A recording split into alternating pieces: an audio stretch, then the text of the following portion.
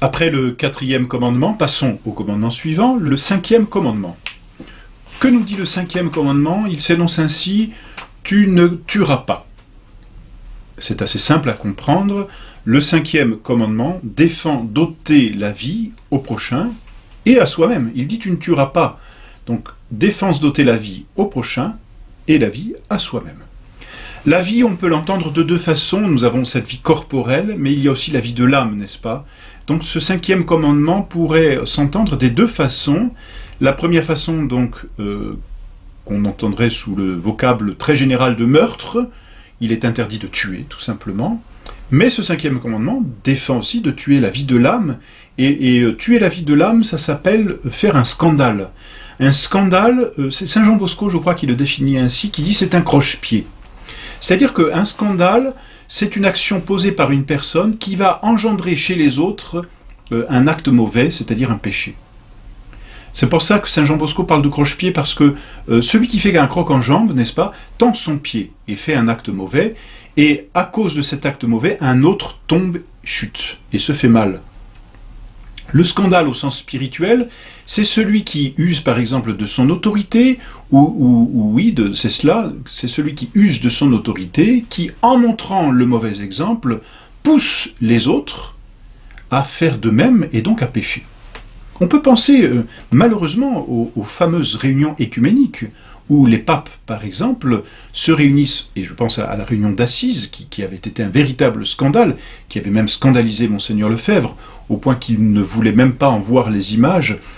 Cette réunion d'Assise, où l'on voit tous les chefs des religions prier les uns à côté des autres, est un véritable scandale, parce qu'elle laisse à croire que finalement toutes les religions sont bonnes et qu'elles ne sont plus condamnables.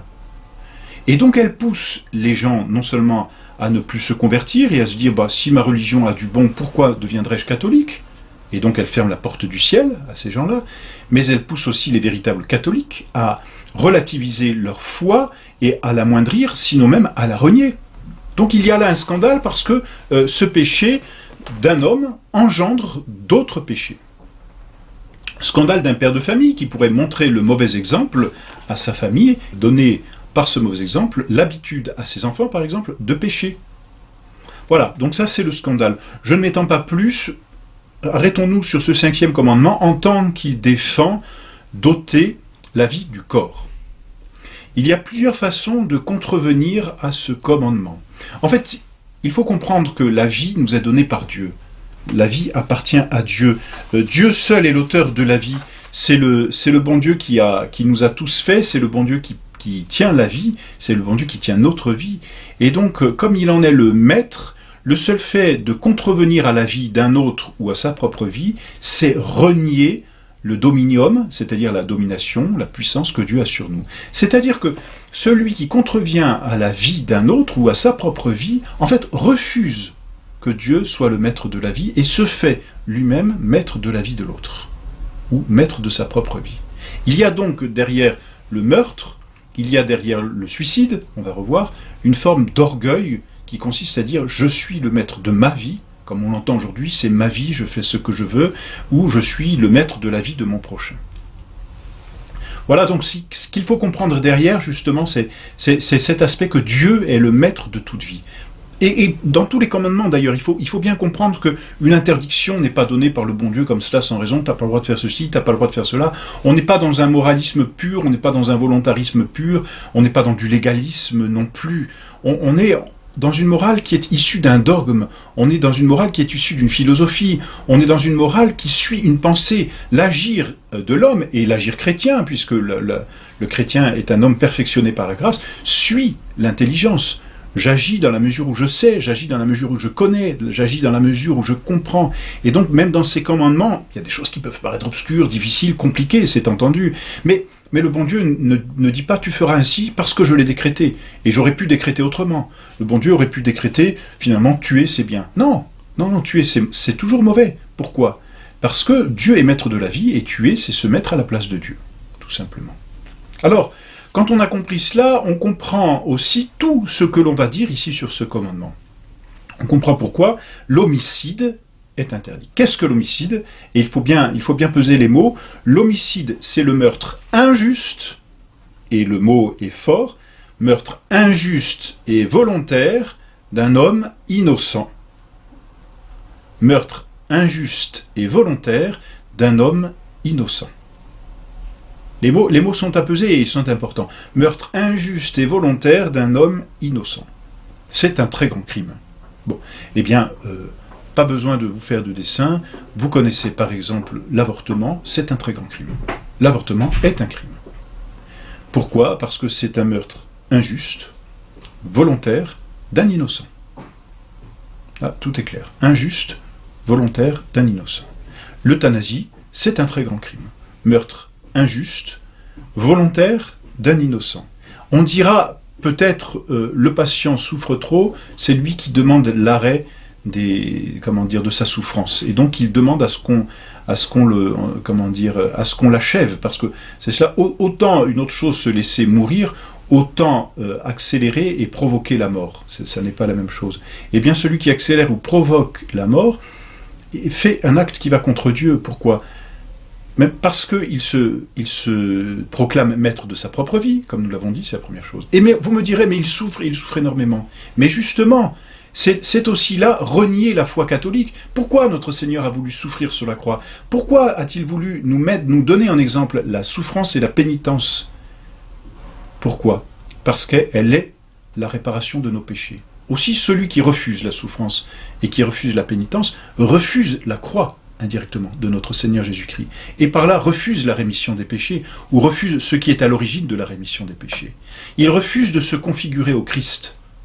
Bien sûr, c'est facile à dire, vous me direz, quand on se trouve dans ces situations, c'est difficile. Oui, et c'est là qu'on voit l'effet pervers d'une société qui n'est plus chrétienne. Et c'est là qu'on voit aussi la nécessité pour l'homme de vivre en société.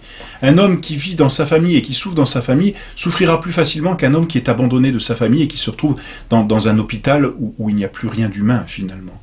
Et c'est vrai. Mais là, le problème ne doit pas porter sur l'euthanasie, le problème porte sur la société qui est corrompue et mauvaise. Donc voilà quelques exemples d'homicides. On peut donner, vous voyez, quand on a compris cela, on peut donner des exceptions à cet homicide. Une exception qui va en faire bondir plus d'un, certainement, c'est ce que l'on appelait, ou qu'on appelle toujours, mais qui n'existe presque plus, en tout cas qui n'existe plus en France, c'est la peine de mort. On dit comment la peine de mort va contre les droits de l'homme. Mais le problème n'est pas le droit de l'homme, le problème c'est le droit de Dieu. Bien sûr, c'est la première chose qu'il faut comprendre. Et qu'est-ce que la peine de mort? La peine de mort, ne l'oublions pas, c'est une peine sociale. Ne l'oublions pas. L'homme est social. Aujourd'hui, avec l'individualisme moderne, avec cette espèce de personnalisme où l'homme se constitue comme un tout et où la société est au service de l'homme pour lui-même, ce sont des choses que l'on ne comprend plus. Mais l'homme est une partie de la société. Quand une partie est corrompue dans cette société, il faut la mettre de côté pour qu'elle ne corrompe pas tout le reste de la société. Alors il y a plusieurs façons de le faire, mais s'il y a une corruption grave, la peine de mort peut s'avérer légitime. Alors on va prendre un exemple, tout simplement, par analogie. La partie d'un corps. Une personne a, un diabétique par exemple, a une plaie à la jambe et puis qui commence à se gangréner. Tous les diabétiques diront très clairement, et le savent malheureusement, mais plutôt que de voir cette gangrène se propager dans le corps pour aboutir à la mort, eh bien, ils préfèrent l'amputation d'un membre. Pourquoi? Parce que, en amputant la partie, on sauve le tout. Voilà. Et le tout est bien plus important que la partie. Il est entendu que l'intégrité de la vie, enfin, la vie que je possède est plus importante qu'une partie de mon corps. Il vaut mieux garder la vie que garder un pied et mourir. Voyez, ça semble évident. Eh bien, c'est ce qu'il faut comprendre pour la société. L'homme fait partie de la société, il est une partie. À partir du moment où il corrompt gravement, c'est entendu, et la peine de mort ne se donnait même pas sans discernement, hein, c'est évident.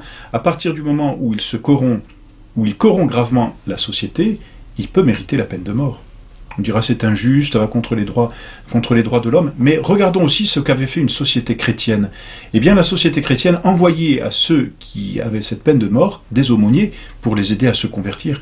Et que de belles conversions obtenues par la prison, et je dirais par la peine de mort, car la mort remet en face du destin, la mort remet en face de l'éternité, elle provoque un déclic. Et celui qui est fidèle à la grâce qu'il reçoit, se convertit, fait une belle mort. Et il accepte sa mort. Là aussi, regardez dans l'histoire. Regardez, ces gens-là ont compris qu'ils devaient et qu'ils pouvaient et que c'était honorable même d'accepter leur mort. Tout simplement. Donc la peine de mort est une exception, peut-on dire, à l'homicide. La guerre juste. La guerre juste se définit contre un injuste agresseur. Donc quand un agresseur est injuste vis-à-vis d'un pays qui doit protéger son intégrité, il est légitime de lui faire la guerre. Bon, c'est peut-être quelque chose aussi de difficile à comprendre, vu aujourd'hui l'abolition des frontières, vu les flux, migratoires ou intercontinentaux qui existent, c'est des choses qu'on comprend peut-être difficilement. Mais la guerre juste est légitime. Un père de famille ne laissera pas rentrer n'importe qui dans sa maison, il protégera ses enfants.